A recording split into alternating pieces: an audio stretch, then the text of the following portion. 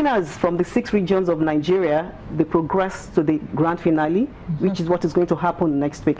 So I was saying that we are happy that 2 of our winners last year, they have been able to get admission, they have been able to get scholarship into secondary schools based on their performance last year, because these 2 winners, Philip Favor and Joshua, they were the overall winner for Nigeria and they represented Lagos State. So these are some of the things that make us happy, because apart from the fact that these students, we are increasing their abilities in the area of speaking, spelling, writing. In addition to that, they have the support of volunteers from Lafarge Africa who go into schools to really help these children, you know, to be able to bridge these gaps. Okay, what kind of prizes do you give them? There's a monetary aspect. They get a prize. We give them some tools. We give the schools some tools. We continue to work with the schools as well in terms of promoting and making sure that culture of learning continues at a sustainable level. Okay, but you don't give them a scholarship. But you expose them. The money we do give them is put in a trust.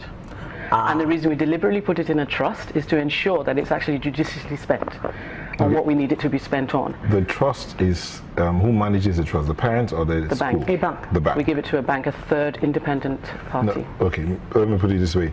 Is it when the bank manages it, who accesses it, the school or the parents? We work with an implementation partner called the OBF or VA Brume Foundation, and they're one of the implementation partners in terms of making sure that, as you just the point you're making, is judiciously spent and managed, and we do monitor it.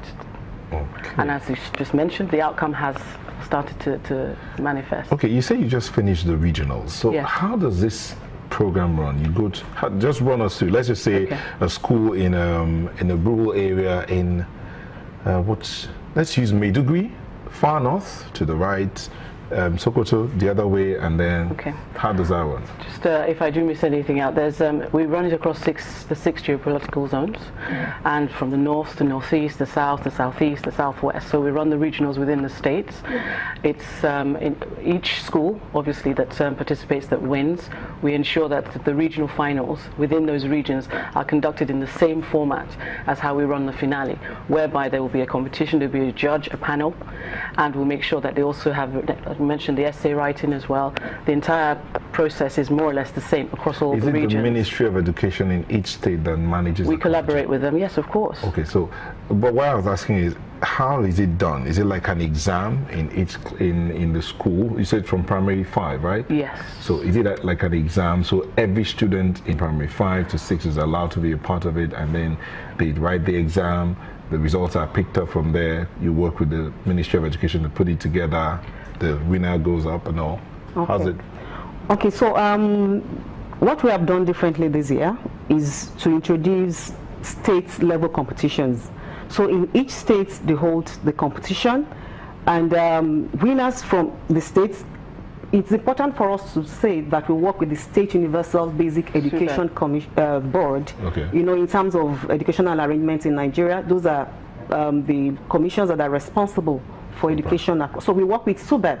So for each state, we conduct the competition. 2 winners emerge, a female and a male, and then they proceed to the regional competition. So for each region, we have typically 6 states in the region. So because they have done their state competitions, those winners come to the region and then they compete at that level. Okay. So the winners from the regions, there will be 2 winners from each region. Then they now come to the grand finale. Okay, so for the grand finale, you have 12 students. Represent 2 from each. And I just want to mention the reason why we specifically demand a boy and a girl. Obviously, we want to make sure that there's that equilibrium achieved, and obviously we know about trying to increase the girl-child education. But what if you get, you don't get a boy and a girl, you get 2 girls or you get 2 boys from a state? We make sure that when they do enter the competition, we have an equal representation in terms of gender. So that's how we've been able to maintain, and it hasn't failed us yet. Okay. Now, the staff of Lafarge Africa donated or volunteered about 6,212 hours at public schools. Yes. What for? Sustainability. It's also part of our core value, and we talked about education and why do we do this. We even within our organization, we try and encourage the culture of that sustainability. As we've just mentioned, we're in a state of crisis from an education standpoint. Personally, we encourage quite frankly, staff to go out and work with schools. And just like you said, we don't just wait until the period of the competition. So we go into schools, we read with them, we have conversations with them, we do a lot. We even help with building some of the schools or renovating some of the schools. And it's all part of the volunteering culture that we have, and that sits under our Sustainability 2030 plan. Okay. So 6,212, is that for this year alone? That's a cumulative amount. Cumulative total. Up till? Over about Yes. 5 years. Yes. Up till 2030. So you go there, read How with much the of children. that do you personally do? Okay, so as part of my performance assessment, as an example, I basically volunteer about 40 hours in a year. And these hours are official man hours, meaning that it's recognized by the company. The company allows its employees to really go out, because what we try to achieve is that we don't want it to be only monetary involvement by the organization. We want to also be able to dedicate our time to really develop the society. But I just want to say as well, above and beyond that, she does a lot, and so do I, and I think a number of our employees do a lot more outside of that. So that's also part of, you know, people's personal motivation as well. So it's important for you to understand that it's not just about the company encouraging it, it's something that we've now sort of imbibed in everyone, whereby I personally coach and mentor young teens. That's something I do outside of work, and it's just something I've always done, and I see, obviously derive a lot of satisfaction, especially when you see them becoming the best that they can possibly be. And I know she's involved at her church with a number of children that she works with, and quite frankly, if you factor that across the almost 2,000 employees that we do have, I don't think you could actually count those numbers. Okay, as we wind down, why you've talked about the fact that you wanted to start small and take them up to, would you monitor these children up to tertiary and then graduation, or the moment they're done with secondary, you're done with them? We have a plan to mentor them, and one new thing that we're introducing is, as part of our volunteering, we are trying to assign our managers to start working with our past winners. So we would assign someone to a child and they'll monitor their progress over a period of time. Okay, so the finals are next week? On Thursday. In Lagos? November 16, yes, at Eco Hotel. And yes, it's will be streamed live, I understand, as well. So it's certainly going to be a very, very impactful event. What time is it?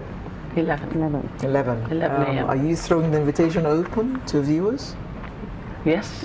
Like we said, it's going to be online. We have a number of other stakeholders we're inviting this year. I remembered, as I mentioned, the theme, Bridging the Literacy Gap Together, Deliberate.